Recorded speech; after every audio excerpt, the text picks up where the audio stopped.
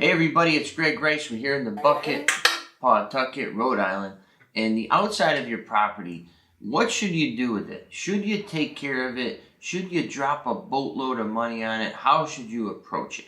Now, I'll tell you this. In the 10 years now that I've been here at Nexus, I've seen less than 5, probably less than 5, maybe 3 or 4.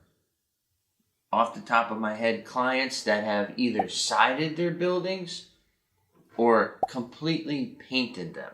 I gotta figure it out. How many hundreds and hundreds and hundreds of properties have we managed? Probably thousands at this point over the years. And that's the percentage of people that choose to invest in the outside of their property. And for the properties that I own, I happen to agree with that.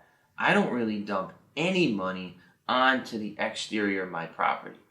Unless, caveat, unless it's something like landscaping, stair safety, occasional windows here and there. I cut the grass, obviously, snow plowing. But the exterior itself, the siding, the clapboard, some of them have tar shingles, which is weird. Whatever that is, I really don't touch that because it's big time money, and it really doesn't necessarily translate into better quality of tenant pool, higher rent prices, etc. Aesthetically, it looks great. The insurance company will love it. Your neighbors will love it. But it's not going to give you that return the way granite counters would, or new flooring, or new appliances. Tenants more so are appreciative and happy when the inside of the property is maintained and brought up to par or above. The exterior could be the most beautiful, and then you walk in and in SWILLVILLE, you just drop $30K on siding and you got SWILLVILLE inside. So that's my point of the video, is to consider what your goal is. Do you want it to just look great and that's it?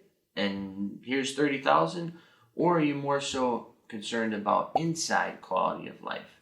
Now, if you can do both, you're flying high, you're doing great. But most owners just can't afford the amount of money.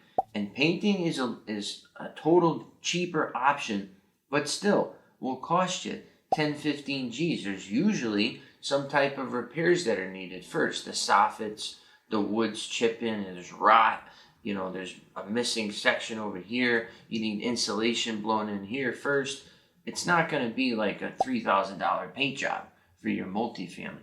It's going to be 5 figures. So again, consider what's important to you. To us, we don't really see or hear any complaints really about the exterior of the property. Occasionally an insurance inspection will happen and they'll say, oh, you know, you got to fix this hole right on the soffit where squirrels are getting in or something like that. And it's no problem. We'll go fix it, button it up, but that's it.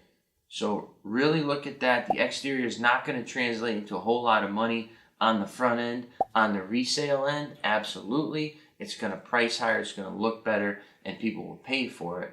But you're not in the sales game, right? You're in the rental game. So consider that. Any comments, any feedback, section below. We'll get right back to you. Once again, Greg Rice here in the Bucket, your property and your exteriors managed.